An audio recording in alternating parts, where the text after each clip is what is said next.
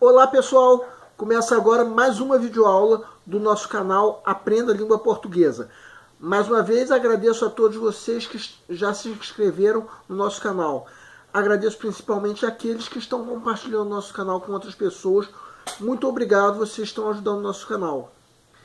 Em breve teremos uma fanpage funcionando no Facebook. Nessa aula vamos continuar a falar sobre coesão sequencial, que ocorre, como já dissemos, quando se faz uma progressão temática por meio do uso de termos pertencentes a um mesmo campo semântico. A sequenciação parafrástica, como já dissemos na última aula, é a coesão sequencial que ocorre mediante o uso de procedimentos de recorrência. No caso da última aula, nós falamos de 3 mecanismos de sequenciação parafrástica: o paralelismo sintático, a paráfrase e a recorrência de recursos fonológicos. Nessa aula vamos falar de um 4º mecanismo, que é a recorrência de tempo e aspecto verbal. Bem, nós já estudamos os tempos verbais numa aula dedicada aos verbos. Nessa aula nós vamos aprender a usar esses tempos verbais como um mecanismo de coesão textual. Na verdade, o simples fato de nós mantermos o mesmo tempo verbal num período maior, muitas vezes um parágrafo, é uma maneira de nós fazermos uma coesão sequencial. No caso, é uma maneira de fazer uma sequenciação parafrástica. Então nós estamos falando nessa aula sobre a recorrência de tempo e aspecto verbal. Ou seja, se nós mudarmos o tempo verbal ou o aspecto verbal, nós automaticamente estaremos interrompendo a sequenciação parafrástica. A não ser, é claro, que nós usemos um dos outros mecanismos que nós estudamos na aula anterior. Mas por que será que a manutenção de um tempo ou aspecto verbal implica a manutenção da sequenciação parafrástica? Bem, porque se nós mudarmos um tempo verbal, nós automaticamente estaríamos mudando 3 dos seguintes parâmetros: a atitude comunicativa, a perspectiva ou o relevo. Para entender melhor, vamos estudar cada um desses 3 parâmetros. O primeiro dos parâmetros que nós vamos abordar é a atitude comunicativa, segundo a qual nós classificamos como tempo de comentários os tempos verbais em que o ouvinte ou leitor assume uma atitude tensa, engajada ou receptiva. São esses tempos: o presente do indicativo, o pretérito perfeito, tanto simples quanto composto, e o futuro do presente.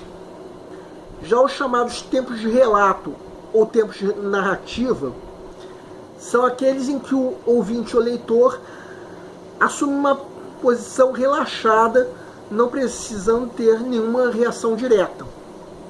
São esses tempos: o pretérito perfeito simples, o pretérito mais que perfeito, o pretérito imperfeito e o futuro do pretérito. Ou seja, o pretérito perfeito simples pode ser tanto um tempo de comentário quanto um tempo de narrativa. Afinal de contas, esse tempo pode conduzir o leitor ou ouvinte tanto a uma postura relaxada sem reação direta, quanto a uma postura tensa, engajada ou a uma postura receptiva. Segue um quadro como exemplo. Enquanto namorava Amanda, João tinha atitudes que desgastavam o relacionamento, o que escapava à sua percepção. Hoje em dia, ele não entende mais o ocorrido. Amanda simplesmente o dispensou. João não imagina o que a vida fará. Nesse período, prevalece o tempo verbal pretérito imperfeito, tempo de comentário no primeiro parágrafo, deixando o leitor ou ouvinte numa postura relaxada.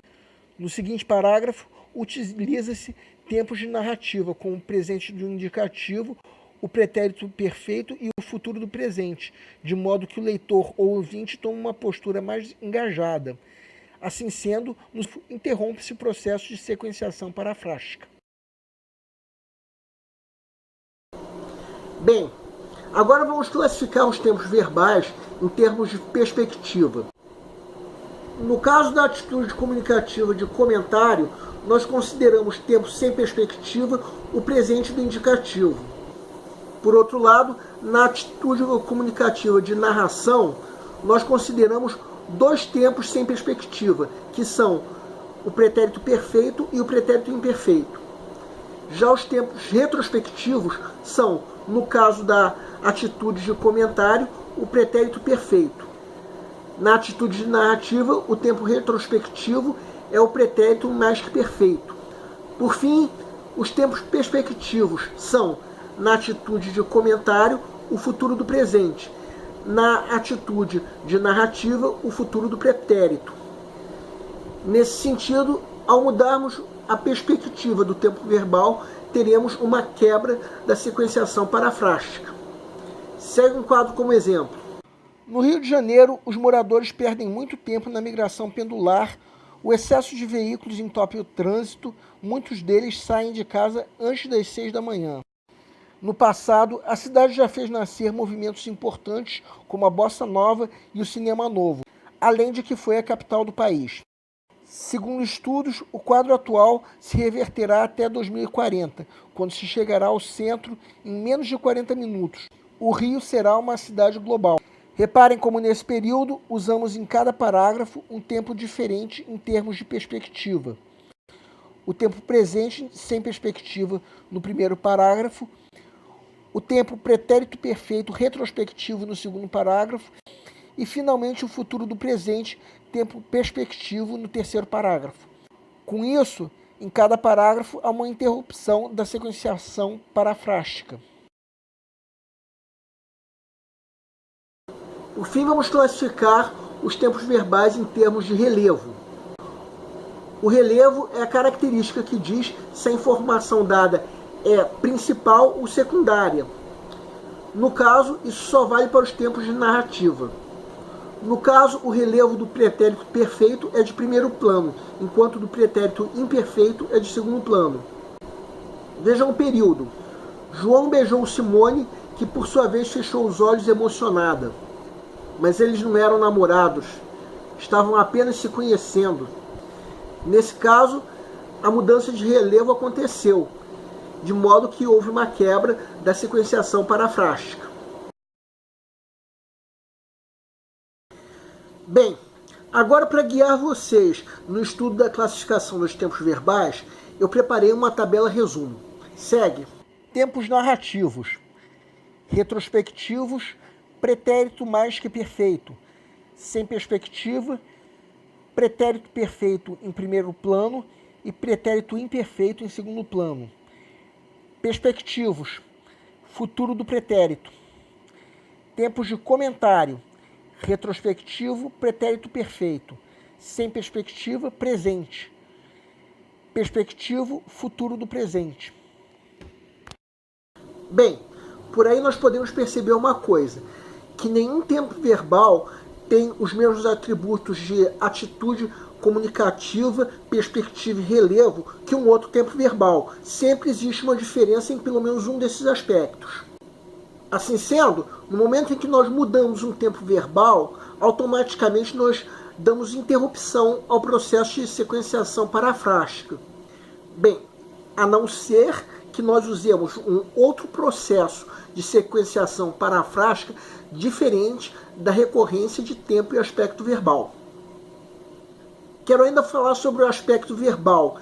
O aspecto verbal é o atributo de um verbo numa locução que classifica como verbo principal ou verbo auxiliar. Por exemplo, na frase eu posso ir à praia.